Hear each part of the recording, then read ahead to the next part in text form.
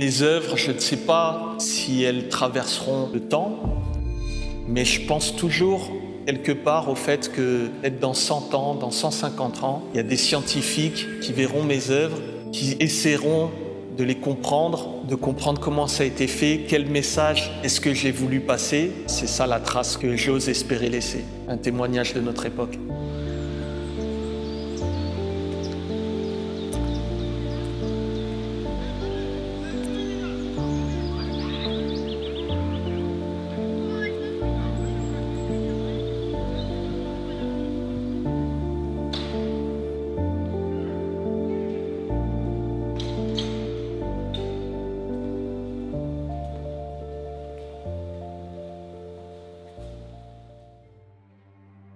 Au cœur d'une exposition unique, une œuvre se distingue.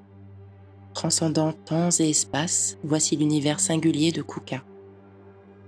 Je m'appelle Kouka Ntadi, je suis artiste plasticien. Dans le cadre de cette exposition Traces et effacements présentée au château de la Doucette à Drancy, j'ai réalisé 2 œuvres qui se font face l'une à l'autre. L'une d'elles est un triptyque, une peinture sur toile qui s'appelle Au pied des stèles infinies, qui représente une forêt. Et l'autre est une série de 7 totems, 7 peintures sur bois, un travail d'écriture et de poésie, et que j'ai intitulé Prière.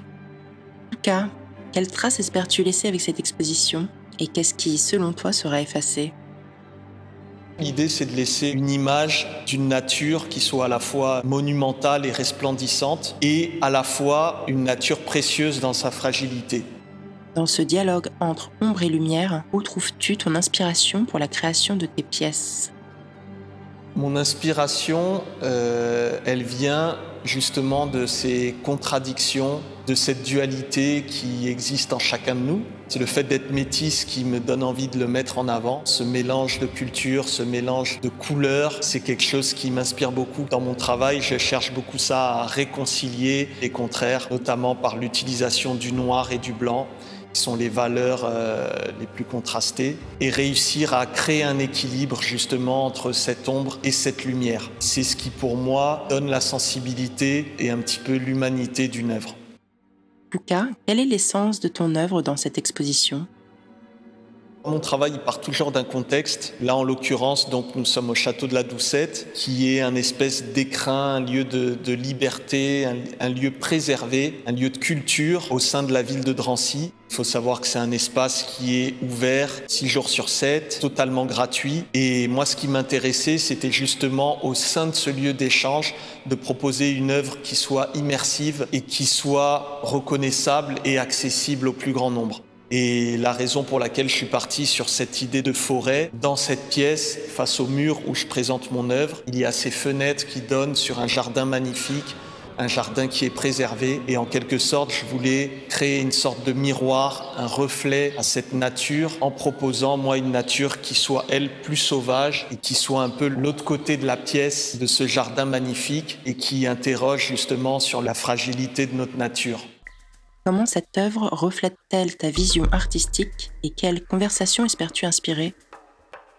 Cette œuvre, pour moi, elle reflète ma vision artistique dans le sens où j'ai voulu créer une œuvre, encore une fois, vraiment une œuvre immersive, comme une sorte de scénographie finalement où le public est invité à déambuler. Et encore une fois, l'idée, c'est pas de sacraliser l'œuvre en mettant l'œuvre, le spectateur en face. C'est un peu de casser cette frontière entre l'œuvre et le public. Mon œuvre, elle tient pas sa valeur dans sa matérialité, dans ses matériaux, elle tient sa valeur dans son côté spirituel. Et justement, l'échange qu'elle va créer avec celui qui la regarde. Quels aspects de ton travail souhaites-tu que les gens retiennent?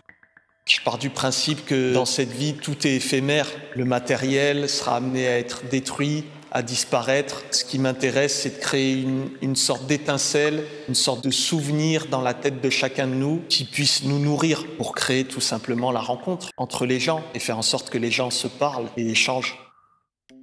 Et pour finir, quel message souhaites-tu transmettre aux visiteurs qui parcourent cette exposition? Que les gens portent attention à ce qui se passe autour d'eux, qu'ils puissent se poser quelques secondes dans leur vie où tout va trop vite, où on est poussé à être sans cesse performant. C'est s'octroyer la liberté de se poser et de regarder. C'est ce qui fait de nous des hommes, c'est notre faculté à regarder, à écouter et à aimer. Pour moi, mes œuvres, c'est une fenêtre ouverte vers nos âmes. Une œuvre qui parle d'elle-même, invitant à l'exploration et à la découverte, à la recherche de nouvelles résidences et de nouvelles inspirations.